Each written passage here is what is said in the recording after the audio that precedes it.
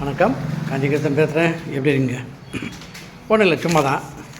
நம்ம இந்த கழுதையை பற்றி நம்ம என்ன பேசுனா, ஏன்டா கழுதை மாதிரி போகிற, கழுதை மாதிரி வாழ்ந்துறியவனு இது இல்லையா, கழுதை வயசாகுது வேலைக்கு போகலையா அப்படின்னு கேட்போம். அதே மாதிரி தூங்கி எழுந்தவுடனே கழுதை படம் வச்சு அதில் முடித்தா நல்லது அப்படின்னு சொல்லுவான். அந்த கழுதை பற்றி தான் இப்போ கொஞ்சம் பேச போகிறேன். அதாவது நம்ம சாதாரணமாக கழுதைன்றது எவ்வளோ பெரிய பவர் பாருங்கள். இப்போ வந்து பால் எடுத்துங்க, பசும் பால் எவ்வளோங்க கவரில் இப்போ நான் வாங்குகிறேன். ஆரோக்கிய பால் வாங்கினா 38 ரூபா, இல்லை ஆவின் வாங்கினா 32 அப்படி வருது. 1 லிட்டருனா 64 அப்படி தான் வரும். அதாவது 6 லிட்டரு 35லேருந்து 40 80 ரூபாலேருந்து விற்கிது, அவ்வளோதான் பசும் பால். எருமை பால் 100 ரூபா விற்கிறான்னு வைங்களேன், ஓகேங்களா? ஏன்னா எருமை பால்னால் நம்ம டைரெக்டாக போய் தான் வாங்கணும். எங்கே பால் ரெடி பண்ணுறாங்களோ அங்கே தான் போய் வாங்கணும். ஒட்டகப்பால் வந்து 100 இல்லை 150 தான் விற்குது அப்படின்னு சொல்கிறாங்க. கழுதைப்பால் எவ்வளோ தெரியுங்களா? நீங்கள் விசாரிச்சு பாருங்கள். நம்ம இந்த குழந்தை பிறந்தோடனே ஹாஸ்பிட்டலில் சில பேர் தெரியாமல் கழுதைப்பால் எடுத்து ஊற்றுவாங்க குழந்தைக்கு. அதாவது அந்த கோல்டெல்லாம் போகும், குரல் நல்லாயிருக்கும் அப்படின்னு. ஒரு சின்ன பாலாடியே 40 ரூபா சொல்லுவான். அந்த கழுதைப்பால் வந்து 5000 ரூபாங்க 1 லிட்ரு.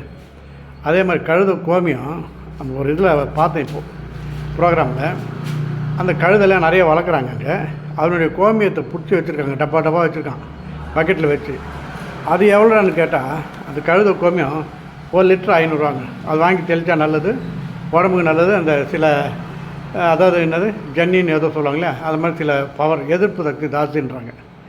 அதே பசும் கோமியம் இப்போ பாட்டிலே விற்கிறான். இப்போ நம்ம வீட்டில் ஒரு நல்ல ஃபங்க்ஷன் பண்ணும்போது, ஒரு கிரகப்பிரவேசமோ இல்லை ஏதோ பூஜை பண்ணும்போது கோமியம் கிடைக்காது.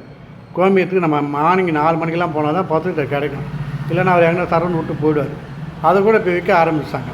எங்கே நம்ம நாட்டு மருந்து கடையில் பசுங்கோமியம் கேட்டால் பாட்டில் தராங்க. அது விலை வந்து 80 ரூபா சொல்கிறான், 70லேருந்து 80 அப்படின்றான்.